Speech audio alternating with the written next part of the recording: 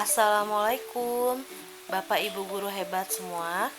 Perkenalkan, nama saya Dewi Fatima dari SMPN 57 Bandung. Hari ini saya akan melakukan aksi nyata Merdeka Belajar dengan topik menyebarkan pemahaman Merdeka Belajar. Topik belajar. Yang pertama, pemahaman gagasan dan prinsip pendidikan berdasarkan pemikiran Ki Hajar Dewantara.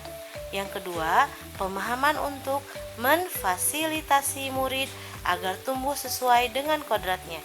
Yang ketiga, penerapan pembelajaran yang memerdekakan murid. Modul yang dipelajari di Merdeka Belajar untuk modul pertama yaitu mengenali dan memahami diri sebagai pendidik. Modul kedua, mendidik dan mengajar. Modul ketiga, mendampingi murid dengan utuh dan menyeluruh. Modul keempat, mendidik dan melatih kecerdasan budi pekerti. Modul kelima, pendidikan yang mengantarkan keselamatan dan kebahagiaan. Mengenal dan memahami diri sebagai pendidik. Ada 3. Yang pertama, memahami dan menghayati diri sebagai manusia yang merdeka dan terus belajar.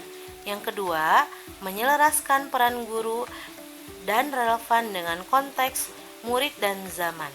Yang ketiga, bertutur kata lembut, mendengarkan pendapat, memotivasi untuk gemar dan senang belajar. Mendidik dan mengajar pada saat sistem pengajaran zaman kolonial dan harus kita tinggalkan ya. Sistem pengajaran ini yang pertama, meminta murid berdiri di depan kelas saat lalai mengerjakan tugas. Yang kedua, murid duduk rapi menghadap ke depan dengan kelas yang hening. Yang ketiga, melakukan perankingan berdasarkan nilai pengetahuan. Yang keempat, menyergamkan pembuatan tugas. Yang kelima, memukul murid karena tidak mengerjakan tugas. Nah, mendampingi murid dengan utuh dan menyeluruh, yaitu dengan kodrat keadaan. Kodrat keadaan dibagi ke dalam 2 jenis, yaitu kodrat alam dan kodrat zaman. Mendampingi murid dengan utuh dan menyeluruh, yaitu ada asas trikon terbagi ke dalam 3, yaitu yang pertama continue, yang kedua convergent, dan yang ketiga konsisten. Mendidik dan melatih kecerdasan budi. Yang pertama, melatih keberanian berpendapat. Yang kedua, mengasah perasaan dan perilaku. Yang ketiga, memunculkan kehendak. Yang keempat, pendidikan dapat mempengaruhi bagian intelligible dan biologis muridnya.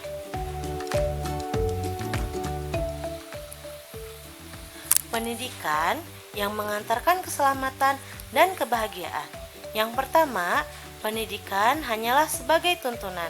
Yang kedua, setiap murid memiliki kodrat, kekuatan, potensi-potensi yang berbeda.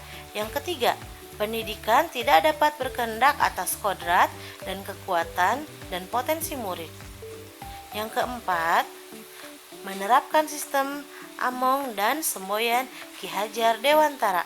Yang kelima, menerapkan pembelajaran proyek serta digitalisasi pembelajaran. Pendidikan yang mengantarkan keselamatan dan kebahagiaan, trisentra pendidikan. Yang pertama itu di keluarga, yang kedua sekolah, dan yang ketiga masyarakat. Demikian paparan yang saya berikan mengenai aksi nyata Merdeka Belajar. Terima kasih. Salam Merdeka Belajar. Tetap semangat Bapak Ibu guru hebat semua.